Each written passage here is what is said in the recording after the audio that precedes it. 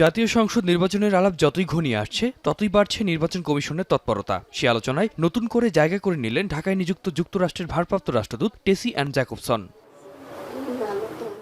সোমবার দুপুরে ইসি সচিবালয়ে প্রধান নির্বাচন কমিশনারের সঙ্গে বৈঠক করেন মার্কিন ভারপ্রাপ্ত রাষ্ট্রদূত। এ সময় আরও উপস্থিত ছিলেন দূতাবাসের দুই রাজনৈতিক কর্মকর্তা জেমস স্টেটওয়ার্ড এবং ফিরোজ আহমেদ। বৈঠক শেষে ভারপ্রাপ্ত রাষ্ট্রদূত সাংবাদিকদের বলেন, যুক্তরাষ্ট্র নির্দিষ্ট কোনো রাজনৈতিক দলকে সমর্থন করে না। We do not, as the U.S. Embassy or the U.S. government, support any particular party. There are so many rumors and conspiracy theories out there. I want to be very clear what the U.S. government position is. We support the interim government led by Professor Yunus and the Central Election Commission in charting a pathway to free and fair elections early next year. For its hospitality. মার্কিন রাষ্ট্রদূত বলেন, ভোটের ফলাফল জনগণই নির্ধারণ করবে, তাই যুক্তরাষ্ট্র চায় আগামী নির্বাচনে জনগণের স্বপ্ন পূরণ হোক।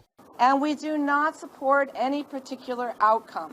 That is for the people of Bangladesh to decide, and we wish you all the best success in doing it.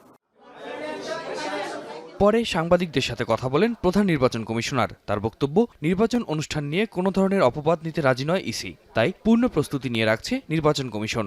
নির্বাচন কমিশনের উপরে যাতে কোনো ব্লেম না আসে, নির্বাচন কমিশনের প্রস্তুতির অভাব রয়েছে, নির্বাচন কমিশন প্রস্তুত নয়, ওদের প্রস্তুতি সাফিসিয়েন্ট নয়, এই কথা বলে যাতে কোনো নির্বাচন নিয়ে কোনো ধরনের কথা না হয়, এই জন্য আমরা পূর্ণ প্রস্তুতি নিয়ে থাকব। নির্বাচনের সময় যারা মব করতে চায় তারা সুবিধা করতে পারবে না বলেও আশ্বস্ত করেন সিইসি।